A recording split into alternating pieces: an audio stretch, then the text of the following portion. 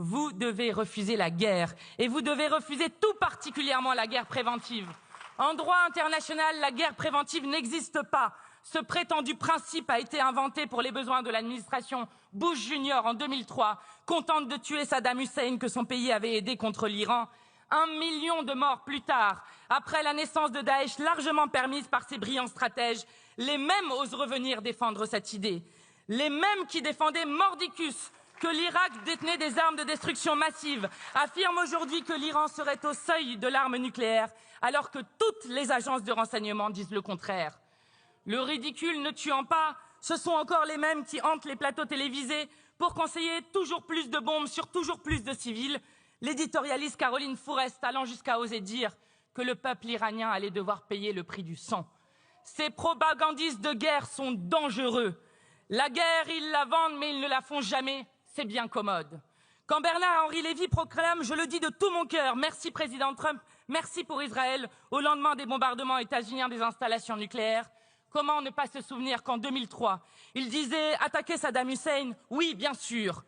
Quand Marine Le Pen dit que les frappes américaines doivent être saluées, quand un député macroniste affirme qu'évidemment ces frappes sont utiles pour la paix et pour la sécurité du monde, comment ne pas penser aux tribunes de 2003, célébrant le lendemain même l'invasion de l'Irak dans le journal Le Monde. Les amis des bombes sont toujours les mêmes, eux qui pensent que la guerre est une abstraction et qu'elle ne leur tombera jamais dessus.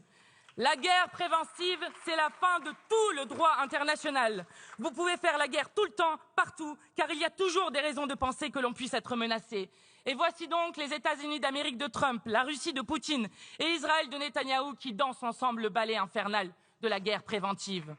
Vous devez refuser la guerre, car contrairement à ce que vous répétez, Monsieur le Premier ministre, la question posée n'est pas celle de la nature du régime iranien. Détestable, le régime iranien l'est assurément. Et nous avons soutenu, comme nous continuons à le faire, le mouvement qui entonnait Femme, Vie, Liberté. Ce mouvement chantait la vie et ce que le génocidaire Netanyahou lui apporte, ce sont des bombes.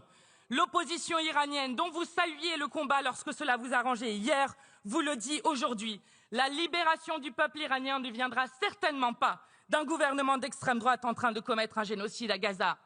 Non, la question qui est posée n'est pas celle du régime des ayatollahs, c'est celle de savoir si la France se place du côté de la guerre totale ou du côté du combat pour la paix. Vous devez refuser la guerre et refuser les va-t-en-guerre sanguinaires qui prétendent dessiner un nouvel ordre mondial. Ainsi, le Premier ministre israélien a-t-il déclaré « J'ai dit qu'on allait changer la face du Moyen-Orient et maintenant je dis « Nous changeons la face du monde ». Que pensez-vous de ces déclarations?